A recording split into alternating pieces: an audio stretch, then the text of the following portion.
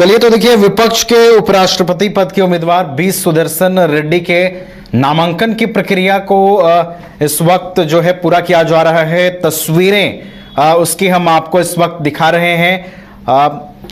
उपराष्ट्रपति चुनाव की जो प्रक्रिया है वो 9 सितंबर को पूरी की जाएगी। उससे पहले नामांकन का दौर दिखाई दे रहा है।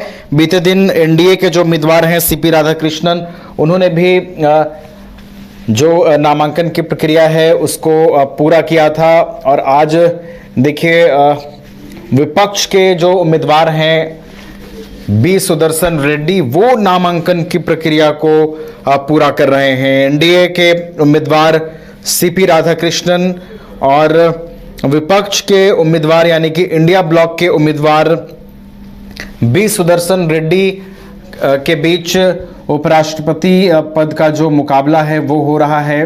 और 9 सितंबर को चुनाव होगा और फिर देश का उपराष्ट्रपति चुना जाएगा। तो इस वक्त सीधी तस्वीरें हम आपको दिखा रहे हैं। उपराष्ट्रपति पद के लिए नामांकन की प्रक्रिया को जो है वो पूरा कर रहे हैं बी सुदर्शन रेड्डी। दक्षिण भारत से आते हैं, वकालत में लंबा अनुभव है और इंडिया गठबंधन ने उन्हें इस बार अपना उपराष्ट्रपति उम्मीदवार बनाया है। उपराष्ट्रपति बनाने के लिए देखिए जो जरूरी योग्यताएं हैं, कम से कम उम्र 35 साल होनी चाहिए, भारत का नागरिक होना चाहिए, राज्यसभा का सदस्य बनने की योग्यता होनी चाहिए। तो उन तमाम योग्यताओं को फुलफिल करते हैं। इसके अलावा केंद्र या राज्य सरकार के अधीन किसी लाभ के पद पर नहीं होना चाहिए, भारत का नागरिक होना चाहिए। ये तमाम क्राइटेरिया को बी सुदर्शन रेड्डी जो हैं वो फुलफिल करते हैं।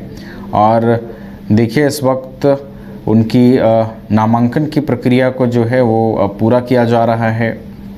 बी सुदर्शन रेड्डी के साथ विपक्ष के तमाम बड़े चेहरे आपको दिखाई देंगे। सोनिया गांधी, राहुल गांधी, मल्लिकार्जुन खड़गे, संजय राउत, के.सी. वेणुगोपाल, राजीव शुक्ला समेत कई जो विपक्ष के बड़े चेहरे हैं, विपक्ष के बड़े नेता हैं इंडिया ब्लॉक के, वो आपको तस्वीरों में दिखाई देंगे। उनकी तस्वीरें इस वक्त आपको टीवी स्क्रीन पर दिखाई दे रही होंगी।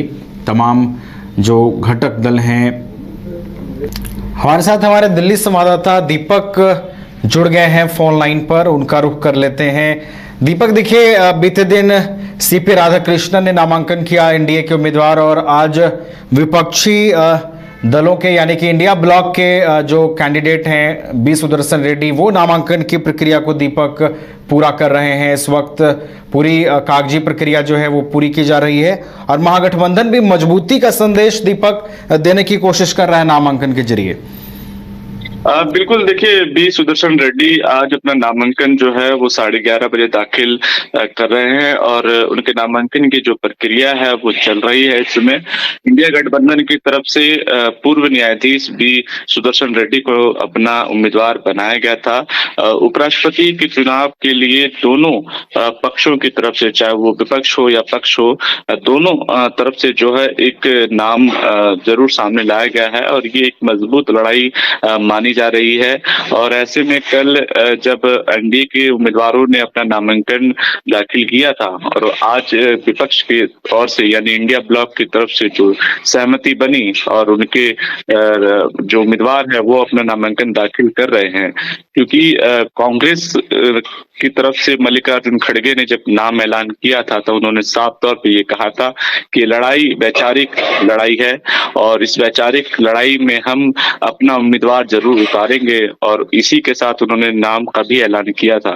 तो कहीं ना कहीं नवीन ये लड़ाई मजबूत होने जा रही है, क्योंकि जब 9 सितंबर को जब इसकी मतदान होंगे और उसके बाद रिजल्ट घोषित किए जाएंगे, तो अमूमन ये जरूर है नवीन की एनडीए का बहुमत अधिक है और ये एक तरफा होने जरूर वाला है। लेकिन कहीं ना कहीं संविधान सबको आजादी देता है और यही संविधान की, हमारे लोकतंत्र की खूबसूरती है कि चाहे पक्ष हो या विपक्ष हो, दोनों को अपनी बातें रखने का एक अवसर मिलता है और ये खूबसूरती भी है। हालांकि एनडीए के पास बहुमत का जो आंकड़ा है वो काफी ज्यादा है, लेकिन इसके बावजूद भी कांग्रेस और इंडिया ब्लॉक के जो लोग हैं उन्होंने भी अपना उम्मीदवार जो रखा है, ये कहीं ना कहीं बड़ी बात है। जी चलिए, तो बी सुदर्शन रेड्डी के नामांकन की प्रक्रिया पूरी हो गई है और तस्वीरों में हमने दिखाया आपको कि बी सुदर्शन रेड्डी को आधिकारिक रूप से जो है वो अब उपराष्ट्रपति के चुनाव में शामिल कर लिया गया है।